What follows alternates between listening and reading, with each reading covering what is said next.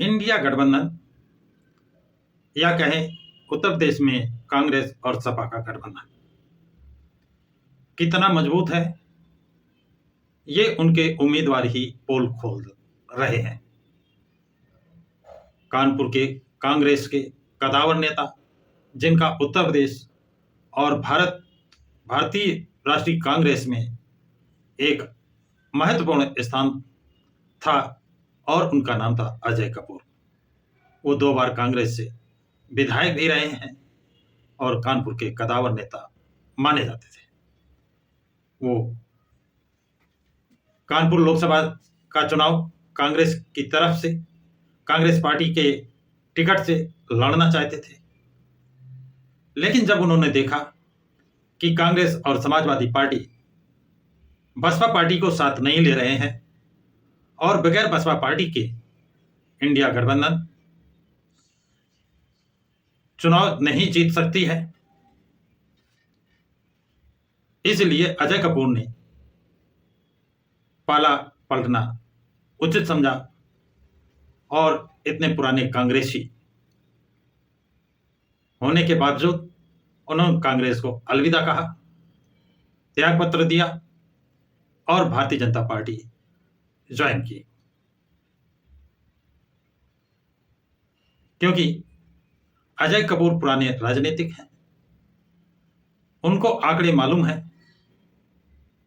कि कांग्रेस का क्या जनाधार है और समाजवादी पार्टी का क्या जनाधार है।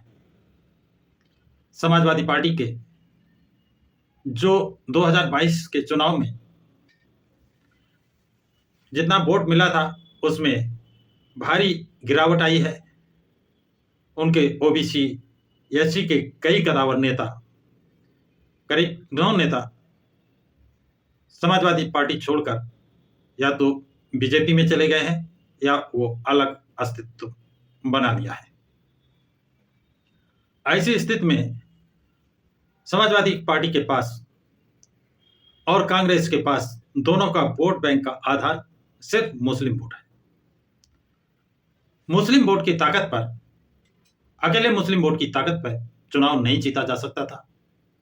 यदि इसमें दलित वोट जुड़ जाता तो यह ग्राफ दूना हो जाता और चुनाव आसानी से जीता जा सकता था। लेकिन दलित पार्टी को, बसपा सुप्रीमो को, बसपा को इस इंडिया गठबंधन ने अपने गठबंधन में शामिल नहीं किया। शामिल करना तो बहुत दूर की बात है, उन्होंने शामिल करने के लिए आमंत्रित तक नहीं किया, जिसके कारण बसपा सुप्रीमो ने अकेले चुनाव लड़ने की घोषणा की। और जब उन्होंने 6 उम्मीदवार घोषित किए, 6 में 4 मुस्लिम समाज के हैं, कदावर नेता हैं, जनाधार वाले हैं, और उन 4 मुस्लिम नेता के घोषणा के बाद इंडिया गठबंधन की चूहें हिलते नजर आने लगी। अब उनको हार का डर सताने लगा। लेकिन उनको दलित चाहिए, दलित लीडर नहीं चाहिए। और सही कहा जाए तो इंडिया गठबंधन को मुस्लिम चाहिए, मुस्लिम लीडर नहीं चाहिए। मैं तो कहूंगा धन है वो मुस्लिम समाज कि अखिलेश यादव ने मुस्लिम समाज के 32 विधायकों की एक नहीं सुनी और राज्यसभा में एक भी मुस्लिम समाज का व्यक्ति को नहीं भेजा, जिससे नाराज होकर सलीम शेरवानी ने इस्तीफा दिया। लेकिन अन्य लोग अंधभक्ति के शिकार लगते हैं। खैर, वो उनका निजी मामला है, जहां उनको रहना जहां उचित दिखे। लेकिन कांग्रेस और सपा का वोट बैंक का आधार सिर्फ मुस्लिम वोट है और मुस्लिम वोट के आधार पर कोई चुनाव जीता नहीं जा सकता है। दूसरी तरफ बसपा का स्वयं का दलित वोट आधार है, लिखा पढ़ी के बेस पर 22.5% और 2011 की जनगणना के आधार पर 26%। इसे सार्वजनिक नहीं किया गया है, क्योंकि सरकार जानती है सार्वजनिक कर देंगे तो उसे घाटा होगा। तो मुस्लिम प्लस दलित मिल जाने पर चुनाव आसानी से जीता जा सकता है। इस बात को मुस्लिम समाज अच्छी तरह से जान रहा है, समझ गया है। इसलिए मुस्लिम समाज जहां से चुनाव लड़ना चाहता है वो बसपा की यहां लाइन लगा दी है।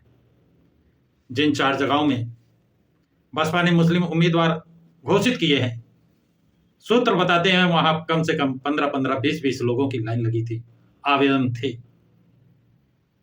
और उन 4 के नाम घोषित होते ही अब सपा को हार दिखने लगी है। तो कुछ पत्रकार, चाटुकार ये कहते सुने जाएंगे कि बसपा सपा को हराना चाहती है। मैं उन चाटुकारों से पूछना चाहता हूं, बसपा बड़ी पार्टी है कि सपा? बसपा पुरानी पार्टी है कि सपा? बसपा का जनाधार ज्यादा है कि सपा का?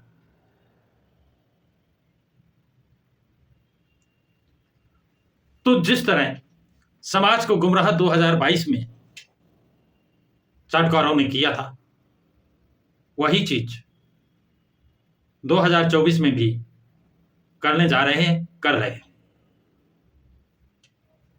तो अगर चुनाव जीतना है, एनडीए को हराना है, तो अपने विवेक से निर्णय लेना होगा।